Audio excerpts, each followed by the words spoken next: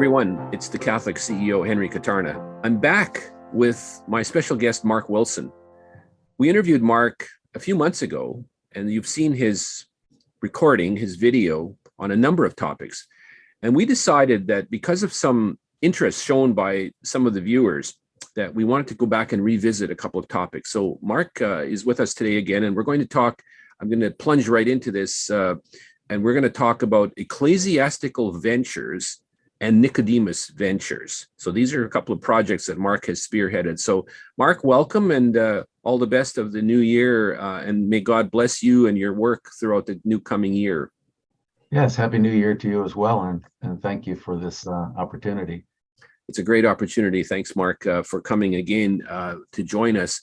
I'd like to begin so that we understand, if you could perhaps give us a quick summary on what is Ecclesiastical Ventures. Why did you start it? What is it? What does it do? And then also tell us about Nicodemus Ventures. What is it? What do you do? Why did you start that? If you could begin with that, I think it'll help us to frame our discussion for today. Well, I started a venture. Actually, I designed this fork and kind of consecrated it to God and asked him for insights into,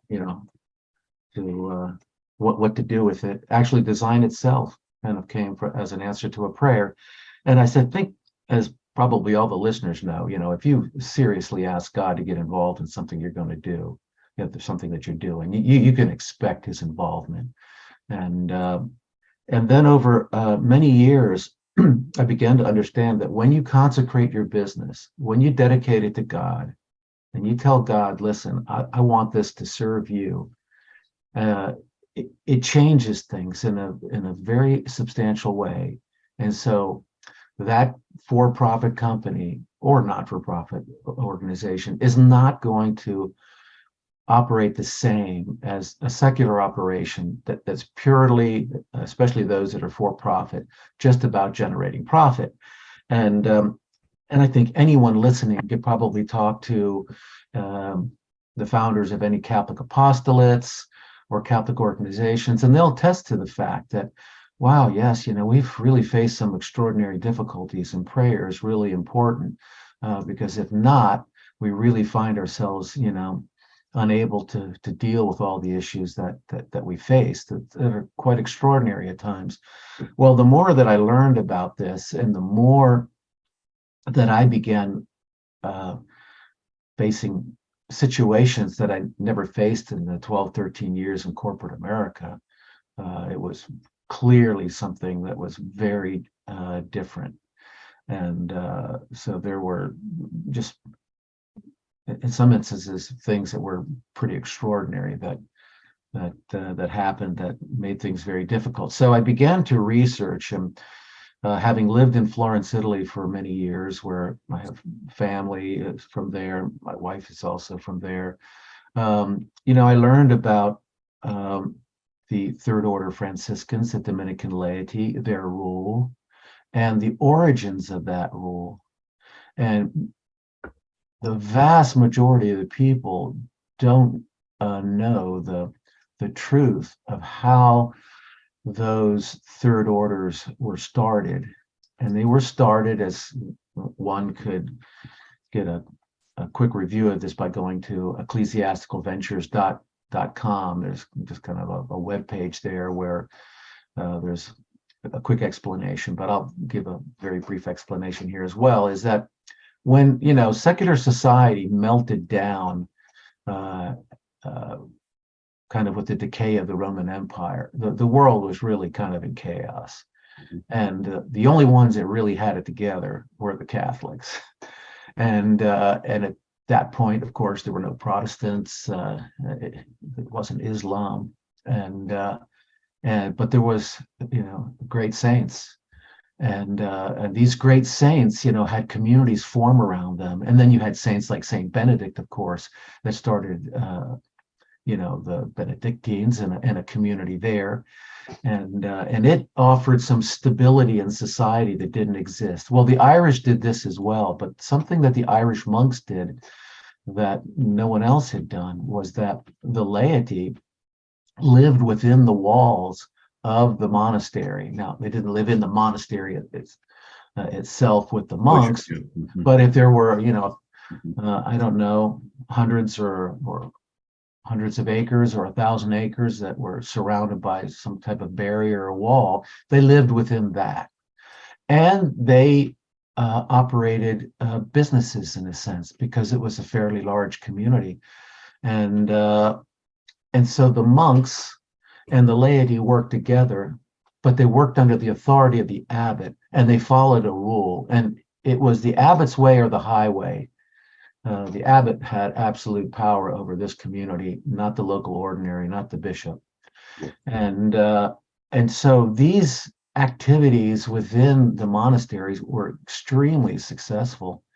And then as those families left the monastery, little villages were formed that operated businesses in this way. And then they grew into towns and into cities. And this is how a pagan country, Ireland, was flipped and became an entirely, as you can appreciate, a Catholic economy. Because everybody saw two things. One, they saw how extraordinary well they worked and operated, but these people were happy because Christ was the center of their lives and their work was not primarily about profit, even though they were for-profit enterprises in a sense, not legally structured as they are today, but still produced profit. But they were about the salvation of the souls of the people that were working within these companies. Well, that's what the laity in Florence, Italy, in the early 1200s, and probably before that, had known, because those Irish monks went into France, they went into Italy, and the laity approached the newly formed, because they were just recently formed, the Franciscan order and Dominican orders. And the various laity approached the different orders, and they said, listen, we want to live this way. We know how great it was, and we want to use our work as the means to work out our salvation. So St. Francis wrote a rule for them. St. Dominic wrote a rule for them.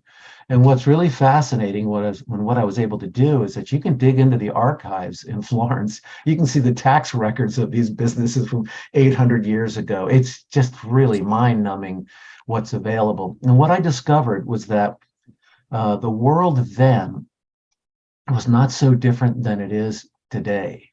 A lot of people, a lot of Catholics, a lot of clergy, when you speak about that time, everyone believes, oh, well, everyone was Catholic. Well, it simply is not true. All those pagans didn't convert. A very large percentage of them did. But as you can appreciate, because you've used this phrase, which is so right on target and appropriate, the Catholic for-profit businesses became so successful that they established a Catholic economy. Yes. And the Catholic economy became so powerful that they were able to start these associations, which people today understand as being the guilds. In Florence, they were Arte Fiorentine. And they were so influential that the next thing you know, they're running City Hall.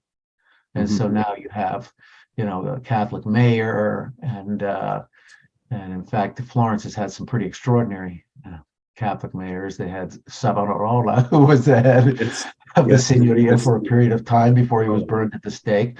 But more recently, in the 60s, there was a Dominican, a lay Dominican, who was mayor. And his story, I think they may be even making a movie out of it. And so it became clear to me that, if my venture was going to be successful, since I wanted it to glorify God and I wanted it to be the means to work out my salvation and the salvation of my collaborators, I better get my act together. And to get my act together, I was looking at how they did it 800 years ago.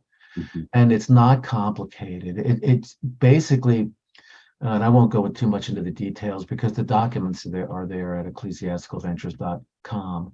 But you have to recognize the spirituality of the people that are working together, right? It's like the charism, right? And the like-minded people come together and they share a vision about life. They share a vision about uh,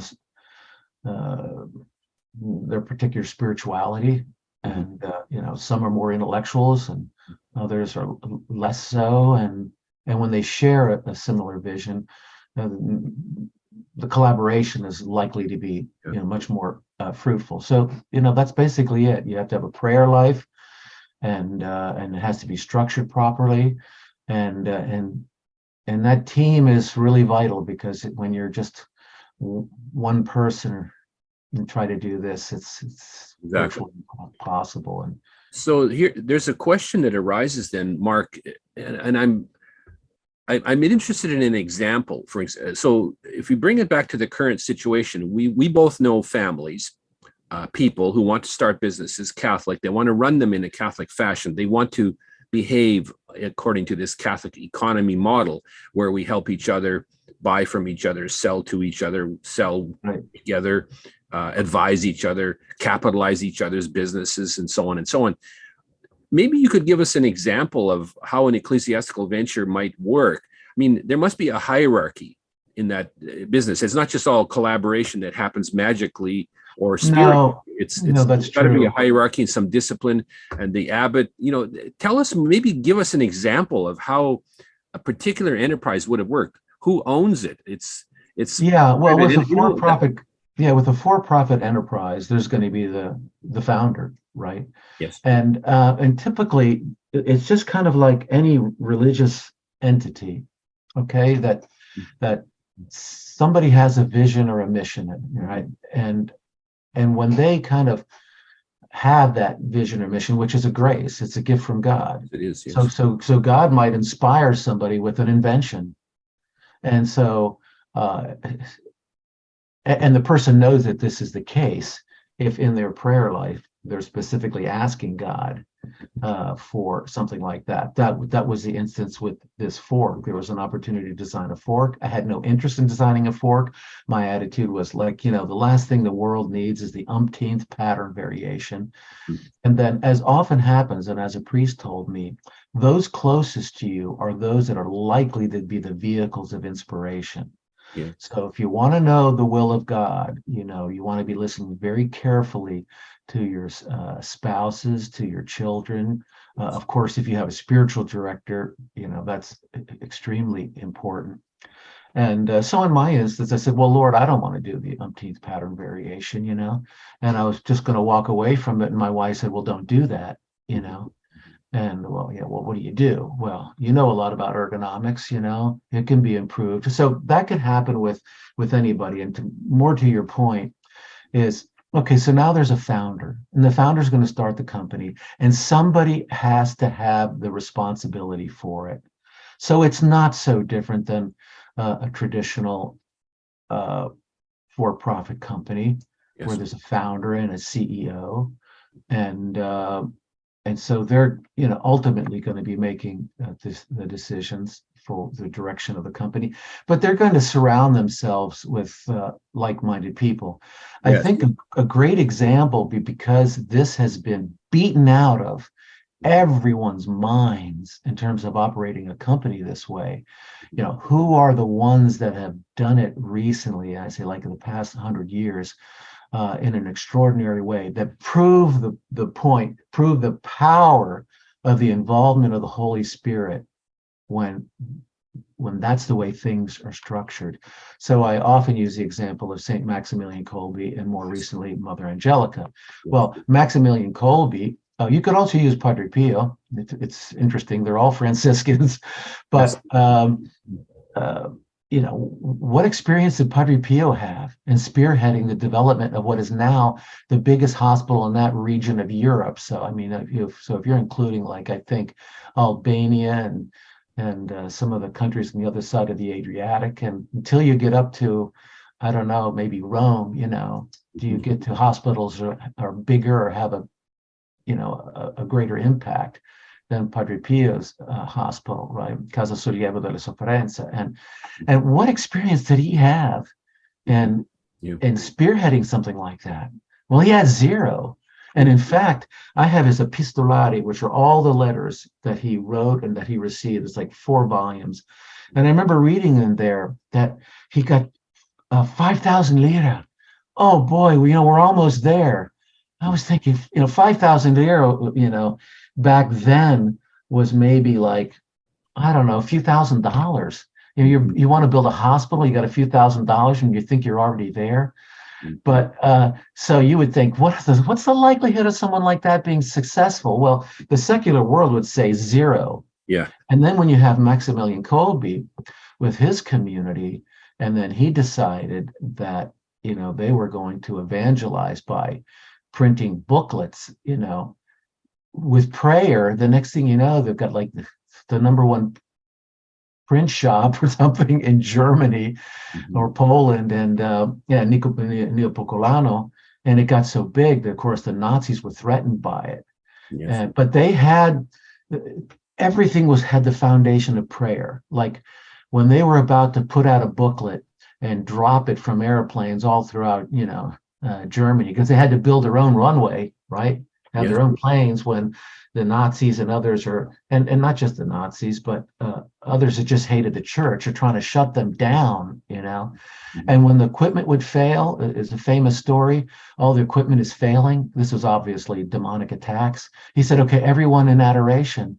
And there were like 800 friars. I mean, his community, when you just Google his, Neopocolano and you Maximilian Kolbe and hit images, you see so many friars. It's just hard to believe that existed, So they all get in there in adoration. Next thing you know, all the equipment's starting by itself, So that's what happens when you're in the business of saving souls. Well, that's the number one thing, and that's the thing that Jesus cares about more than anything.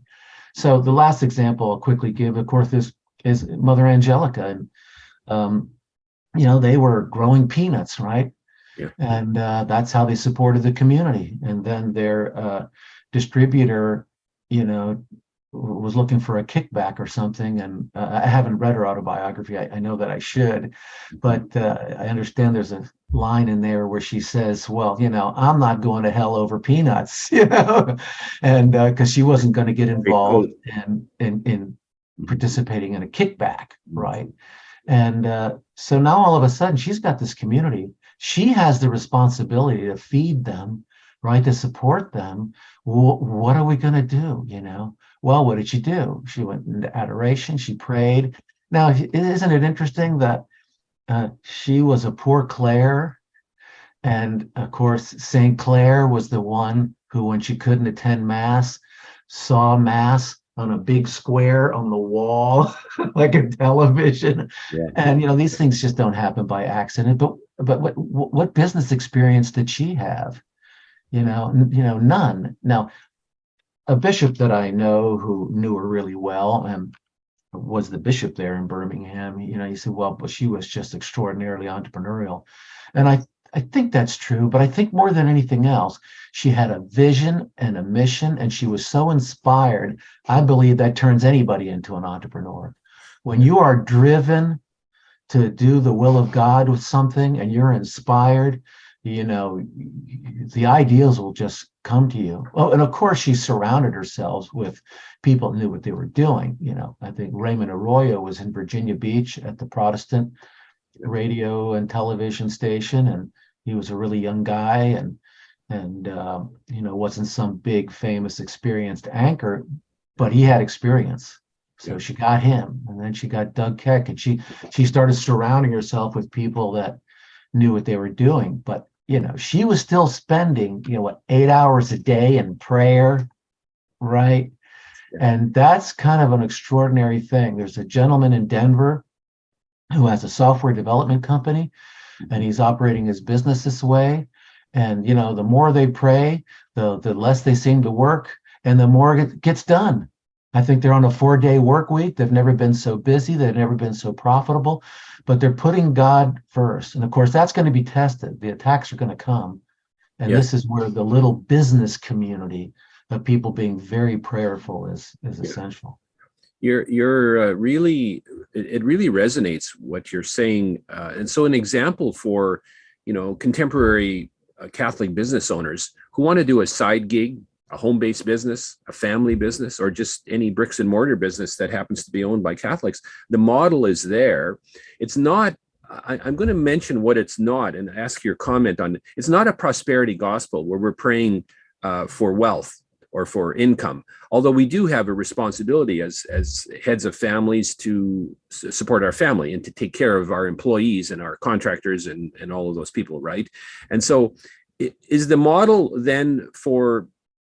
applicable to contemporary situation where somebody wants to start a home-based business or a Oh, family? absolutely. In fact, I say that is probably more applicable to that than ever before. And you're absolutely right about it not being about the prosperity gospel, right? Because it may turn out, right? God's in charge. It may turn out, look at the number of nuns that decided they're going to go into healthcare. And the next thing you know, they're founding and building more hospitals in the US than anybody else. The founder of what was the religious order? I'm blanking right now. There's one in Quebec that started in Canada, the Grey Nuns. You may have heard of the Grey Nuns. They had a network of hospitals across Canada. And in fact, I was born in the Grey Nuns Hospital in Regina, Saskatchewan. And now it's all gone. It's all disappeared. It's a secular hospital system in the. Oh yeah, they took it over. But they built these edifices, huge hospitals with all. I mean, at least the most current and up to date systems that you could imagine, and the quality of care was incredible. People still talk about it, and in the US, I know, and in European countries, there are hospital networks, same thing. And so they started and they flourished. Yeah, the founders of what is now Ascension Healthcare. Yes. That nun, I remember a priest telling me this in college when I don't know how we were just talking about business, and it was, gosh, decades before or a decade before I had any thoughts of doing this. But he said, well, it's interesting, Mark, while we're walking around campus, I know this CEO of a community tax-based hospital. He's, 44 years old. He's like already had 2 heart attacks. He works 80 hours a week, hardly ever sees his family. In fact, now they're like talking about divorce, and they're really struggling with the business. It's a tough life. And then I know this nun, she's religious, of course. She spends 8 hours a day praying. She spends 3 hours a day on the hospital system that she runs, and it's growing by leaps and bounds. And she sleeps like a baby, no stress. And it says now at the end of the year, there's not a nickel left in the coffers. So of course, there was no money in that instance to be distributed to investors, right? Because it wasn't about that. Right. But what happened in that environment, and somebody else told me this, is all the conversions that took place. There was a very well-known marketer, Tony Wainwright. There was a big marketing firm, Madison Avenue in New York City. For us old guys, his company did Dippity-Doo in the 60s and major accounts, the really big accounts. And he was not Catholic, but he had a daughter who was born with spina bifida. And back then in 1960, your days were numbered. And so she lived longer than anyone expected. And he and his wife said that the nuns, the way they treated her and the way they treated the family was so extraordinary that they knew that they were closer to God than anyone that they had known. And so, okay, why are you closer to God than anybody else? And in fact, the book he wrote is called Moments of Truth. I think you can find it was the first edition that he gave me the rough draft of it, which I'm really proud to have. And then there's the second edition that's come out where he's interviewed famous people from around the world, heads of states, presidents, and heads of corporation, how they dealt with their moment of truth, because that's what this big crisis was that involved his daughter. So you see, the hospital there was not just about taking care of people, but it was about being a witness to the faith. So Tony Wainwright converted, his wife converted, people, I think other family members converted. And that's really what it's about. So, when they say keep your eye on the prize, well, the prize is first our salvation, the salvation of those that are close to us. It's really kind of like Baltimore Catechism, the simple stuff. It's not complicated. So any family, I would highly recommend that a mother and father begin looking at things that they can do with their children, simple things. And it may just turn out that they start an enterprise that just supports the family. They live a modest life, but they're just extremely peaceful and happy, or growing in holiness. But here's the other thing that we know is true. You're never going to outdo God in generosity. I mean, there's just a gazillion examples of that. That's just an absolute, it's like dogma. Okay. So it's not going to happen. So when you start an ecclesiastical venture and you're tithing, and then you begin tithing more and more and more, well, I can't think of an example where God didn't bless those people.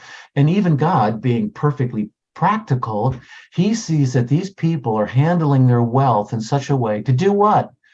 To do whatever it takes to save more souls. They're not using the wealth for themselves. In fact, I think it's interesting that J.C. Penney, it's in Tony Wainwright's book, Moments of Truth. J.C. Penney was his wealthiest when he was tithing 90%. Wow. So he just started at 10% and just kind of worked his way up more and more and more and more. And of course, what does God do? God gives that person, what does it say in the gospel, right?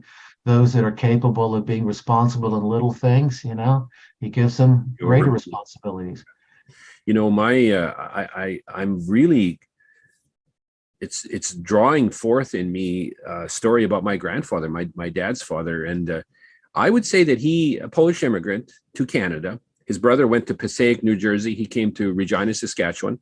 And so, the two families, one was American, one was Canadian. But my grandfather actually, in his terminology, would be running an ecclesiastical venture. He started an apartment block business, a residential property investment business. He looked after Polish immigrants, the old boys that lost their families in the war and so on. He found rooms for them. He made special accommodation for them. He tithed. He supported the church. He supported priests in the seminaries in Africa and India and across the US and Canada. And, priests would be invited to come and bless the buildings. There would be, they would walk around, buy a building, an old building, and renovate it. And the priest would come, and there would be incense and holy water sprinkled, and there would be a blessing of the he actually operated an ecclesiastical venture, and he prospered, and he wasn't stressed out about his work. Every day, mass, prayers at noon, I'm just drawing as you're speaking. It's flooding back to me the story of my grandfather. He ran an ecclesiastical venture. There's no question about it. And he was not a prophet, but he had 6 children. Looking after the family was his primary responsibility. And then it became a multi-generational family. And in a certain sense, I'm part of the third generation of that enterprise. But yes, and I think, if I can interrupt, you're the perfect witness to this for this reason. Typically in the secular world, if a grandfather is very successful financially, the son or daughter or whatever, they will probably carry it on. But by the time you get to the grandkids, it'll be squandered, they'll be spoiled, and it'll just all fall apart. They'll accept some offer to divest themselves, and they'll take the money and stick it in Cayman Islands, and they'll just live the rest of their life. And they probably have jeopardized their souls. But when someone like your grandfather, who was operating an ecclesiastical venture, and from what you told me before, and I remember this well, he did it so faithfully and so perfect is a big word because we're not perfect, right. But perfect in the sense that when you follow that regiment established, God makes up for all of our frailties, all of our imperfections. He makes those things that we totally screwed up. This is something that never happened to me in the secular world. In corporate America, if I made a mistake, it didn't work out. If I did something that someone thought was brilliant, it worked out great. Of course, your head gets fat, and you start to think, well, if people aren't successful, you're either lazy or stupid or whatever.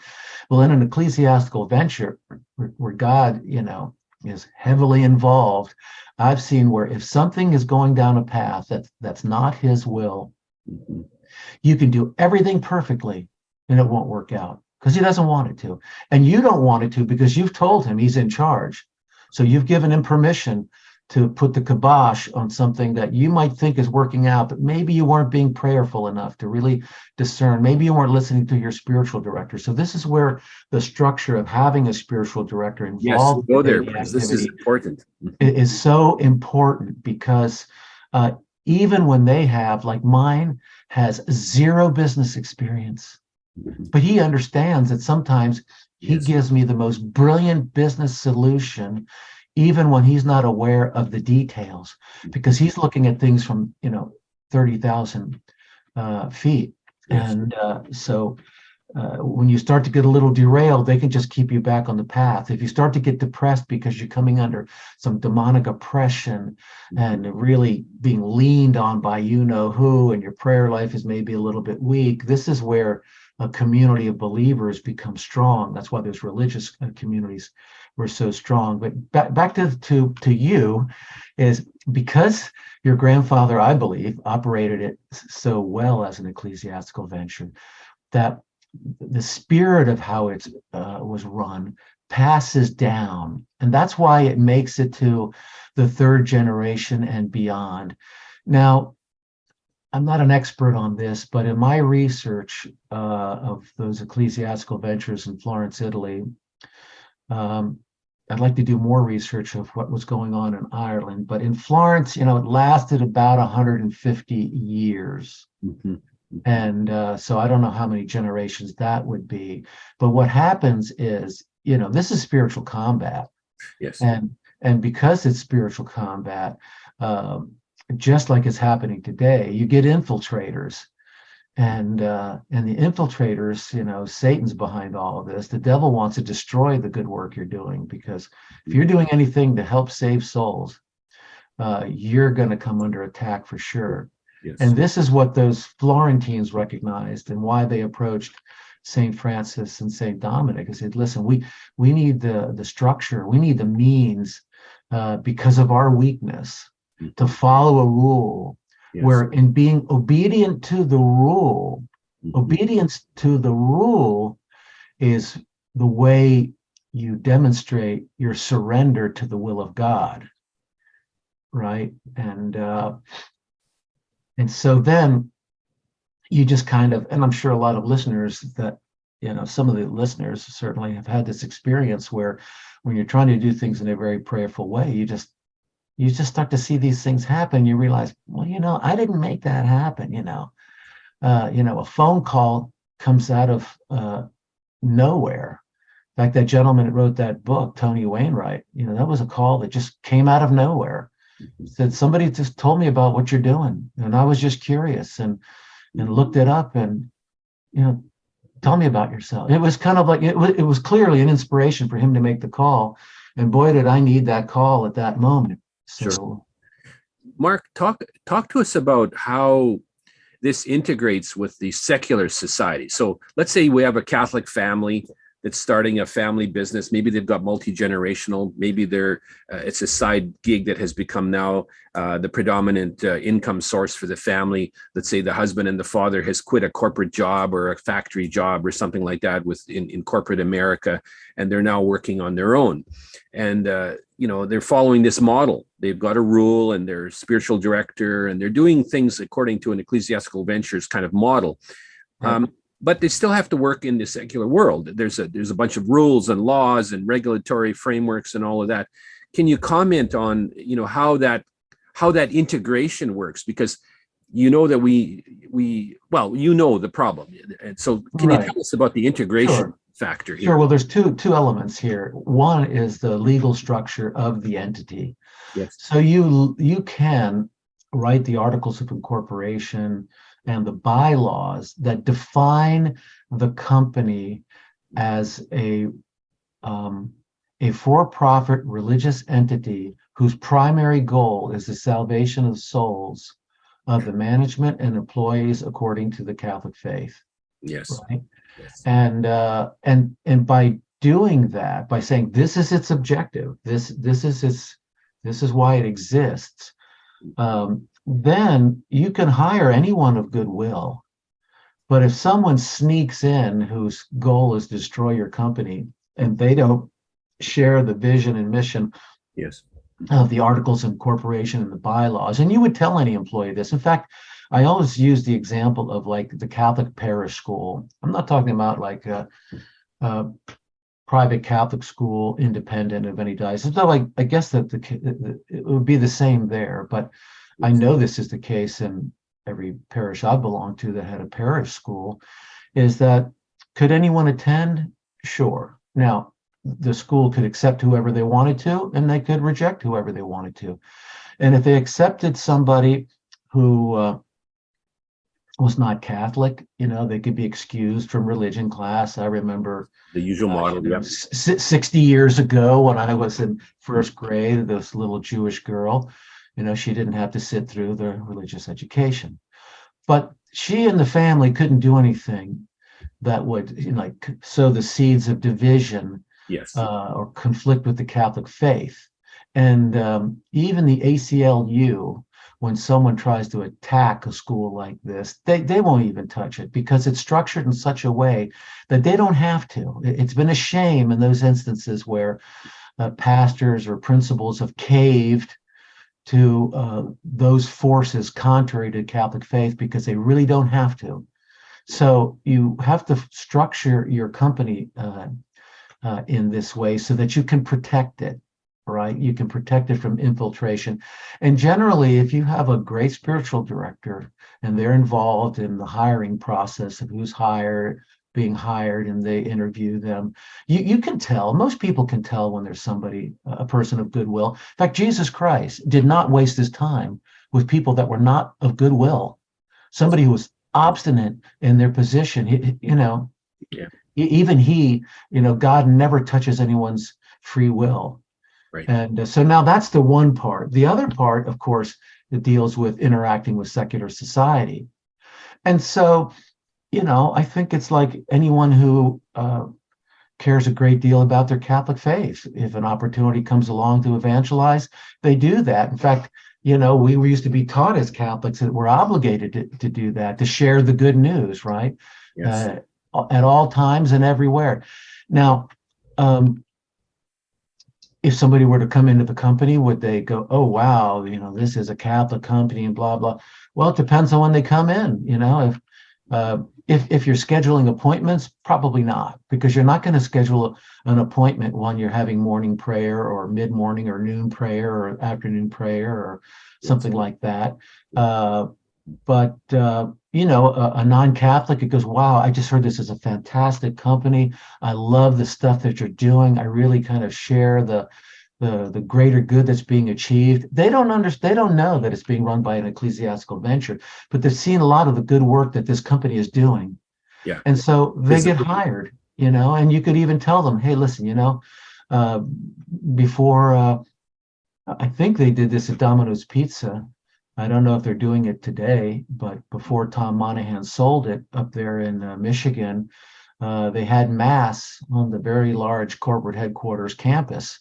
And I think Mass was like 7:00 before, business opened or started at 8:00. So I don't think any employees had to show up before 8:00, but if they showed up at 7, they would have found that everybody was in the chapel where Mass was being offered. Love it. And so it's not an in-your-face kind of thing, but it's also not hidden. And I think the great thing here, and this is what happened in Florence, Italy, and how the Catholic economy was established, is people of goodwill are open to the truth. It's that simple. People of goodwill are open to the truth. And so this is why there's a lot of conversions in marriages where one of the spouses is not Catholic, because if they genuinely love their Catholic spouse and they want what's best for them and they care about their salvation, uh, even if they're not even thinking in terms of that, they're just thinking in terms of, I want the absolute best for them, they're going to be open to the truth. And so there's just countless stories of where the non-believing spouse converts because Yes, they're open to it.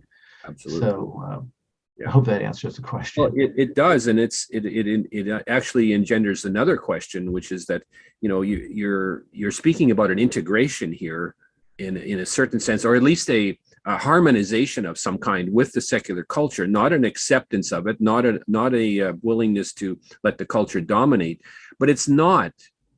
This is what I'm getting from the conversation. It's not a separation of church and state, if I could go to that level of No, terminology. not at It's an all. And in fact, integration. yeah, and in fact, I'm talking with some people that if we build this, because I have a background as an architect and worked in real estate development as well, and so we're looking at maybe building a planned unit development, a PUD, that Yes. would be also structured as a Mhm. with bylaws and articles of corporation as with the Catholic vision and mission.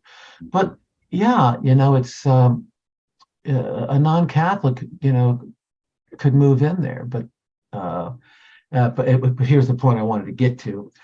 What's really important to me is that if a bunch of Catholics who come together to live in this community, and as I say on ecclesiasticalventures.com, it's not the Benedict option.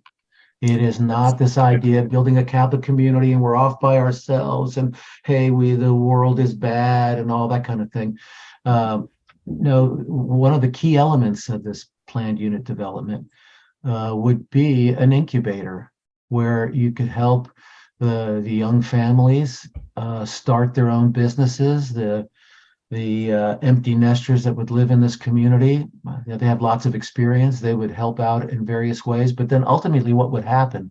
Well, in the area that we're looking at, right, it's a fairly depressed economy. There's just a lot of trees. So there's a lot of forestry stuff that goes on and timbering, I guess. And so young people go to high school, they go off to college, and they don't come back. So if at this planned unit development, you're starting companies, you incubate them, and then you go into town and you acquire that 100-year-old brick building and you start employing locals, right? Yes. Everybody wants to live well. Everybody wants to be happy. Everyone wants to be respected and considered. I gets to the last point I'll make here. That an Irish priest, interesting that it was an Irish priest that told me this, because I was like in high school at the time, and I was so into believing that you save yourself and save others intellectually, and it's by making great arguments and knowing your faith better and being intelligent and reading a lot. And he just said, Mark, listen to me here. The faith is caught, not taught. Yeah, I must have heard him say that over, I don't know how many years, how many times. And I've come to recognize it's absolutely true. The faith is caught, it's not taught. People are kind of naturally skeptical, and all of a sudden they're just witnessing, they don't want anything from me. They're living this way because they believe this is the best way to live. This was the thing Shia LaBeouf said recently, Yes. right? In preparation for the movie of Padre Pio. He was waiting for them. Of course, he's like at the bottom of the barrel. He's like contemplating suicide. The phone rings. He gets this opportunity to be in a movie, and he's waiting to get pitched, right? He went to the Novus Ordo Mass. He went to the traditional Mass. And because he had to learn about, I guess, both, and certainly the traditional Mass, because that was the Mass that Padre Pio offered. And he's meeting these friars, he's meeting these priests, and all of a sudden he realizes, hey, boy, these guys are slapping me silly with the truth, and they don't want anything in return. They don't have an agenda. He was just waiting to hear for someone to say, hey, this is what I want out of this. And it kind of blew his mind because he never experienced that. And it seems to me, from everything I've seen and read, that he's pretty serious about his Catholic faith. I think he's going through the honeymoon phase right now. Yes, He'll face tougher that's right. things. Tough times will certainly come there. But yeah, so it's caught, not taught, and that's why if the companies are formed and incubated, and then they go out and they're very much connected, providing services or products to the community. I mean, look what happened with Chick-fil-A, right? Right. When Chick-fil-A came under attack, I don't think people were worrying about.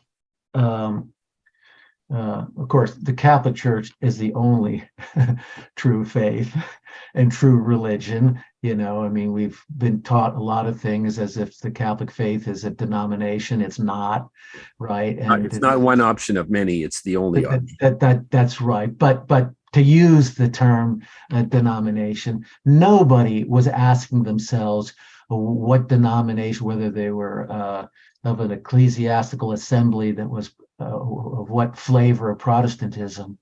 They just said, you know what, I'm supporting that person. And the lines got really long at Chick-fil-A. Yeah.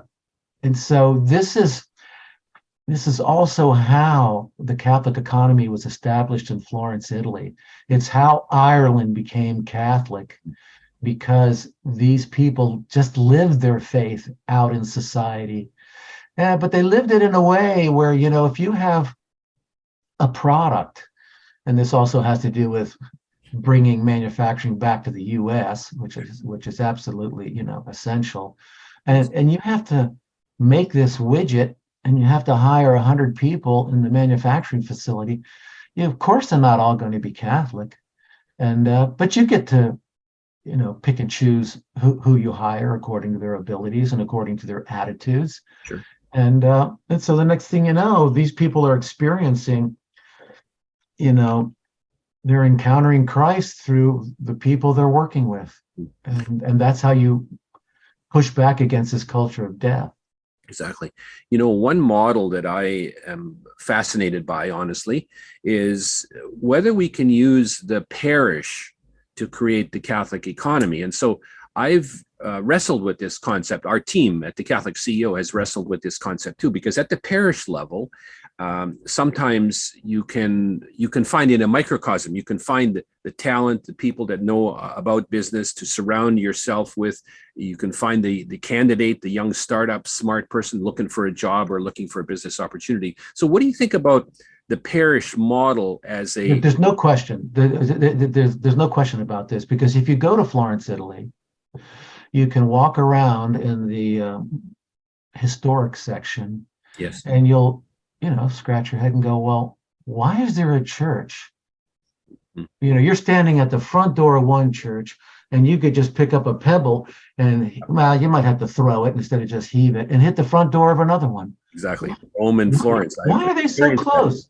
It's because the Dominican and Franciscan parishes were tied in with an ecclesiastical venture. And back then, I believe the Dominicans were probably spending 3-4 hours a day with an ecclesiastical venture. And of course, they started one of the oldest, which is still operating today. But of course, when Garibaldi and the Freemasons came along, you know, they took it away. But the Dominicans started there's the famous church Santa Maria Novella, and there's the pharmacy of Santa Maria Novella. It's still there. It's still in the same building, right? It's 800 years old, and you can go in there. It's like a museum. And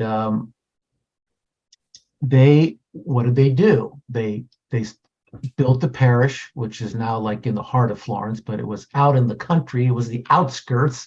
Then anybody that's been to Florence knows it's the church next to the train station. Yep. And of course they had land, so they grew their own food. They were self-sustaining. But then, because there were a bunch of smart friars, they started figuring out that, you know what, these plants have medicinal characteristics, medicinal value. Yes. And so they started producing, you know, developing products. And they also developed perfumes, and they developed a whole bunch of things. And of course, when there's a ton of friars, then the likelihood of the laity being involved is kind of diminished. But when there aren't many friars, so there's lots of different flavors of an Yeah. ecclesiastical venture. Different. Yes, I Yeah, understand. and so some did get tied in with that little parish. So they built the church. And by the way, when the ecclesiastical venture is tithing substantially to the parish doesn't really even have to give too much thought to what's being put in the basket that's being passed around. And anybody who needed a job likely could have one if they wanted through the ecclesiastical venture tied into this parish, Yeah. and that's how they became so fruitful. So certainly, I'll stop here in a second, I promise, Henry. But it really irks me when I see these secular fundraising strategies used with bricks with people's names on them and nameplates and special parking spaces and all of these perks and rewards that the secular world uses to raise money. I mean, that just, to me, it drives me nuts when I see a parish raising money with some non-believing fundraiser using all of those techniques, where if the pastor and the parish council got really serious about praying and putting God first in all this, he will bring the money. Yeah. He will. He'll even bring the money for a for-profit ecclesiastical venture. I personally had that experience many, many times. I shouldn't say many, many. I'd say a couple of dozen times over many years. I consider that quite a few. It wasn't just a rare occurrence when I needed $32,500, and there's no way I could do this. Didn't know where to turn, how to do it.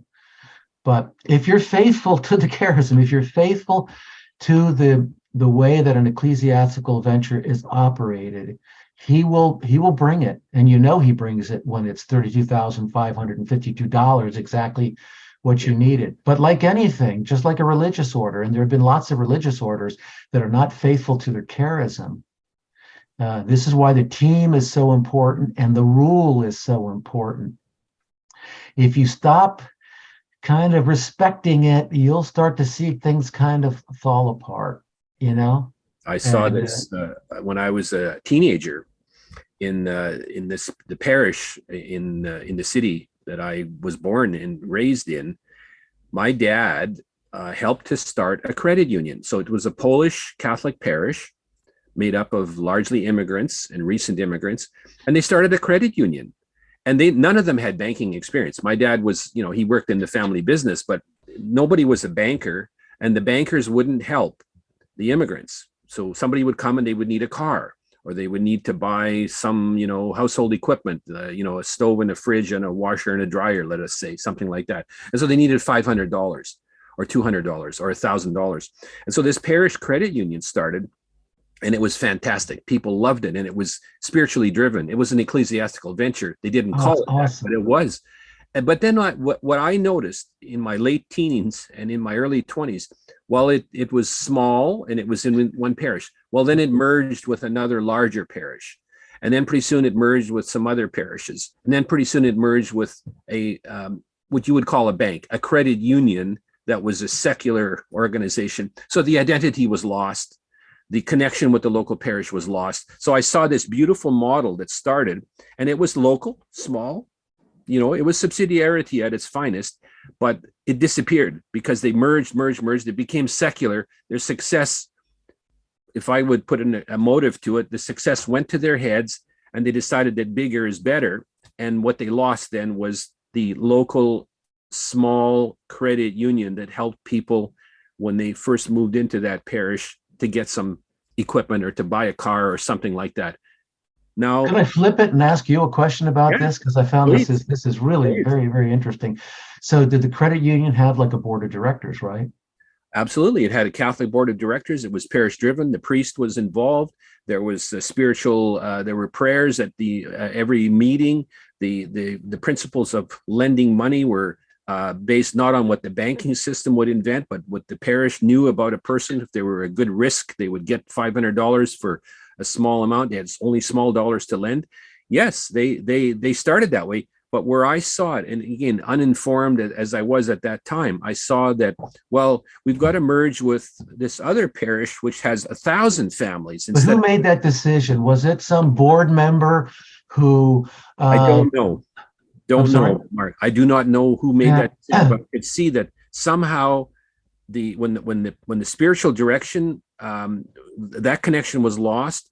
Some secularization occurred where they went and merged with this other larger parish, which then quickly turned into a merger with a larger credit union in another bank. What I believe happened, what I don't know this, of course, but what I believe is likely to have happened, and this is where the structure is so important. The operation has to have, the founder has to have a spiritual director.